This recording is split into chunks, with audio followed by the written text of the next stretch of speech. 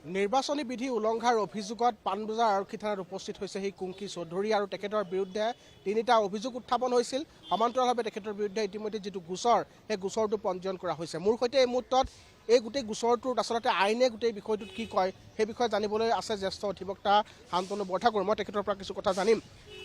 ৭৪/2026 নম্বৰৰ যিটো গোচৰ ৭টাকৈ ধাৰা ইতিমধ্যে আৰক্ষীয়ে সংযোজন কৰিছে।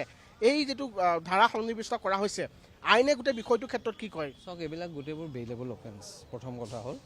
আৰু এনেকুৱা ধৰণৰ নিৰ্বাচনৰ সময়ত নিৰ্বাচনী বিধিৰ বহু অভিযোগ আহে। তেনেকুৱা অভিযোগ আপোনাৰ সতে নিচেই সকলো ঠাইতে প্ৰায় এনেকুৱা ধৰণৰ অভিযোগ আহে আৰু তেনেকুৱা এটা অভিযোগ তেওঁলোকে নিজে এই ক্ষেত্ৰত ব্যৱহাৰ কৰিছে। আৰু তেনেকুৱা এটা গোচৰ অভিযোগ উঠিছিল বিজয় গুপ্তাৰ ক্ষেত্ৰতো। কিন্তু আমি দেখিলোঁ যে বিজয় গুপ্তাৰ ক্ষেত্ৰত প্ৰশাসন আৰক্ষী চব কিঠিল। কিন্তু কুংকি চৌধুৰীৰ ঘৰৰ পৰা ৰাতি 12 বজাতো মানুহ উঠাই অনা হয়। কুংকি চৌধুৰীক আজিকে ধৰি 2 দিন ধৰি ইয়াত তেওঁৰ বক্তব্য গ্ৰহণ কৰাৰ কাৰণে মাতি অনা হয়। গতিকে সেই একেটা কথাকে আমি ভাবোঁ যে এই গোটেই কথাটোৰ দ্বাৰা এটা কথা প্ৰমাণিত হয় যে গোটেই বিষয়টোক চৰকাৰে ৰাজনৈতিক উদ্দেশ্য প্ৰণোদিতভাৱে আৰক্ষীক ব্যৱহাৰ কৰিছে। যদি সেইটো ৰাজনৈতিক উদ্দেশ্য প্ৰণোদিত নহ'লহেঁতেন, কালি বিজয় গুপ্তাকো আমি দেখিলোহেঁতেন যে ইয়াত বহাই থ'লেহেঁতেন, বহাই তেওঁৰ বিৰুদ্ধে তদন্ত আৰম্ভ কৰিলেহেঁতেন। সেইটোতো কৰা নাই। বিজয় গুপ্তাৰ ঘৰৰ পৰা কোনো মানুহক উঠাই অনা হোৱা নাই ৰাতি 12টা বজাত। গতিকে সেইকাৰণে আমি ভাবোঁ যে এই গোটেই কাৰবাৰটোত এটা ৰাজনৈতিক উদ্দেশ্য জড়িত হৈ আছে। মুখ্যমন্ত্ৰীয়ে এইটো এটা ব্যক্তিগত অহংকাৰৰ বিষয় হিচাপে লৈছে, ব্যক্তিগত আক্ৰোশ পূৰণৰ মাধ্যম হিচাপে লৈছে। আৰু তেওঁ নিজেই কৈছে যে আৰক্ষী তেওঁ পঠিয়াইছে। তেওঁতো সাংবাদিকৰ আগত কৈছিল আৰক্ষী নপঠাই আলফা পঠিয়াম নেকি বুলি। কিন্তু তেওঁ যিটো সময়ত আৰক্ষী পঠিয়াবই নোৱাৰে, তেওঁৰ কোনো এখতিয়াৰ নাই। এইটো নিৰ্বাচনী আয়োগৰ এখতিয়াৰভুক্ত এটা কথা। গতিকে সেইকাৰণে মই ভাবোঁ যে এইটো উদ্দেশ্য প্ৰণোদিত। এইখন FIR-ৰ ভিত্তিত কাৰো কোনো আপোনাৰ হেৰিও নহয়, শাস্তিও কেতিয়াও নহয়।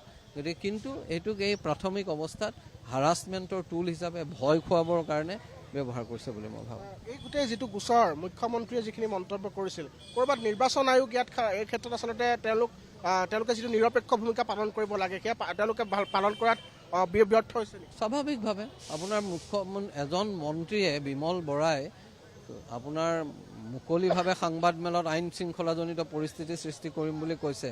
তাৰপিছত নিৰ্বাচনী আয়োগে কোনো ব্যৱস্থা গ্ৰহণ কৰা নাই। তাৰপিছত তেওঁলোকৰ বিৰুদ্ধে কোনো ব্যৱস্থা গ্ৰহণ নকৰাকৈ কেৱল এগৰাকী প্ৰাৰ্থী, যিগৰাকী প্ৰাৰ্থীয়ে সকলোৰে মন জয় কৰিবলৈ সক্ষম হৈছিল। আজি ইয়াত যে মানুহ আহি থিয় হৈছে, নিজে কিয় থিয় হৈছে? কাৰণ এইকাৰণেই নাগৰিকসকল থিয় হৈছে যে তেওঁলোকে গম পাইছে যে এইটো সম্পূৰ্ণভাৱে এটা ভুৱা গোচৰত তেওঁক অভিযুক্ত কৰিব বিচৰা হৈছে আৰু তেওঁক হাৰাছমেণ্ট কৰা বিচৰা হৈছে। সেইকাৰণে মই ভাবোঁ যে এইটো যি ধৰণৰ ঘটনা ঘটি আছে, এইটোত নিৰ্বাচনী আয়োগে তেওঁলোকৰ যি নিৰপেক্ষতা থাকিব লাগিছিল সেই নিৰপেক্ষতা প্ৰদৰ্শনত সম্পূৰ্ণৰূপে ব্যৰ্থ হৈছে। বিজয় গুপ্তাই নিৰ্বাচনী আচৰণ বিধি উলংঘা কৰি এখন বিদ্যালয়ত তেওঁ নিৰ্বাচনী প্ৰচাৰ সভা অনুষ্ঠিত কৰিছিল, যাৰ বাবে বিদ্যালয়খনৰ প্ৰধান শিক্ষয়িত্ৰীক আয়ুক্ত ইতিমধ্যে নিলম্বন কৰিছে। কিন্তু বিজয় গুপ্তাৰ বিৰুদ্ধে কোনো ব্যৱস্থা নহ'ল। সেইটোৱেইটো কথা যে আপোনাৰ খেনুক দেখি ৰান্ধে বাঢ়ে, খেনুক দেখি দুৱাৰ বান্ধে। কিয় এই নীতি? আমি এখন প্ৰশাসনক, বিশেষকৈ আৰক্ষী বা নিৰ্বাচনী আয়োগ, এইবিলাকক আমি এটা স্বাধীনচেতিয়া অনুষ্ঠান হিচাপে চাওঁ। তেওঁলোকে যদি চৰকাৰৰ বিহেষ্টত কাম কৰে, চৰকাৰৰ হৈ কাম কৰে, শাসক দলৰ হৈ কাম কৰে, তাতকৈ ভয়ংকৰ কথা গণতন্ত্ৰৰ বাবে থাকিব নোৱাৰে নহয়। আমাক এই প্ৰশ্নৰ উত্তৰ লাগে, বিজয় গুপ্তাৰ ক্ষেত্ৰত একেধৰণেৰে আৰক্ষী তৎপৰ কিয় নহ'ল? এই প্ৰশ্নটোৰ উত্তৰটো জনসাধাৰণক দিব লাগিব। সেই প্ৰশ্নৰ উত্তৰটো মই ভাবোঁ যে দিয়াটো জৰুৰী। আৰু সেই প্ৰশ্নৰ উত্তৰ দিয়াত নিৰ্বাচনী আয়োগ সম্পূৰ্ণৰূপে ব্যৰ্থ হৈছে। নিৰ্বাচনী আয়োগ এটা পাৰ্টিজান সংস্থাত পৰিণত হৈছে। এয়া আছিলে জ্যেষ্ঠ অধিবক্তা শান্তনু বৰঠাকুৰ। তেওঁ কেইবাটাও মন্তব্য প্ৰকাশ কৰিছে। কুংকি চৌধুৰীৰ বিৰুদ্ধে উত্থাপিত অভিযোগ আৰু পঞ্জীয়ন হোৱা যি গোচৰ ধাৰা সন্দৰ্ভত তেওঁ কৈছে যে এইটো এটা ভুৱা গোচৰ আৰু এই যিসমূহ ধাৰা সন্নিৱিষ্ট কৰা হৈছে সেয়া জামিনযোগ্য ধাৰা।